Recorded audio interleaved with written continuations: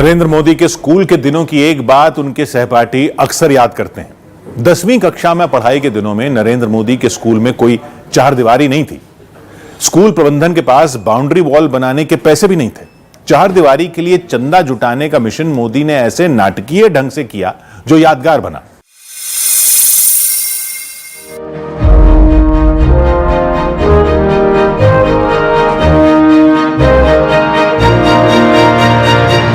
NCC join करने के बाद नरेंद्र मोदी को कई बार कैंप में भी रहना पड़ा, जहां के सख्त नियम थे। सभी कैडेट्स को कायदे कानून मानने पड़ते थे। किसी भी कैडेट को कैंप से बाहर जाने की इजाजत नहीं थी। लेकिन नरेंद्र मोदी ने कैंप में रहने के दौरान एक बार खंबे पर चढ़ना शुरू कर दिया।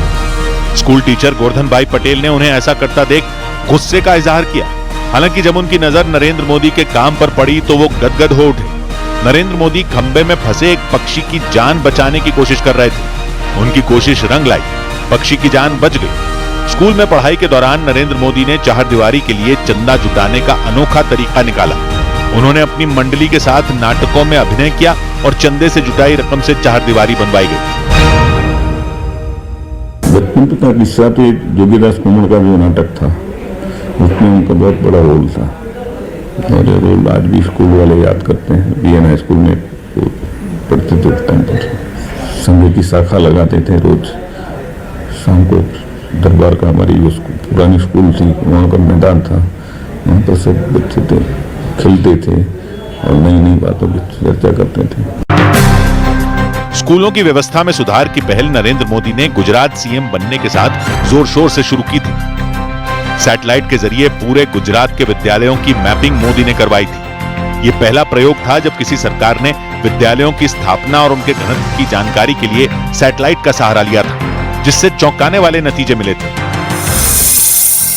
गुजरात के आदिवासी इलाके, खासतौर पर अंबाजी बनासकांठा से लेकर उमरगांव बलसाड़ की पट्टी में 30-30 किलोमीटर तक 12वीं तक के विद्यालय नहीं थे।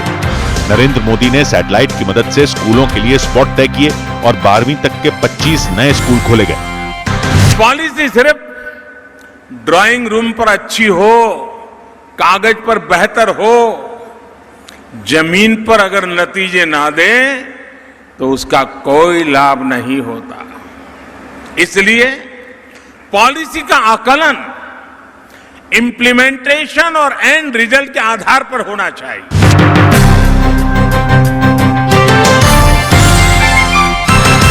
बाल नरेंद्र जब स्कूल से संघ की शाखा पहुंचे तो उनकी भलाई और पुण्य कर्मों की गठरी ज्यादा वजनदार हो गई।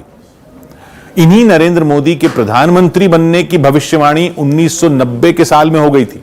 नरेंद्र मोदी देश के प्रधानमंत्री बनेंगे, ये किसी और ने नहीं, देश के सबसे बड़े उद्योगपति धीरूभाई अंबानी ने कहा था।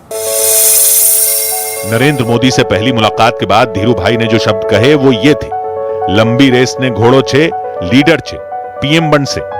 उनका मतलब था ये लंबी रेस का घोड़ा है, सही मायने में लीडर है, ये प्रधानमंत्री बनेंगे।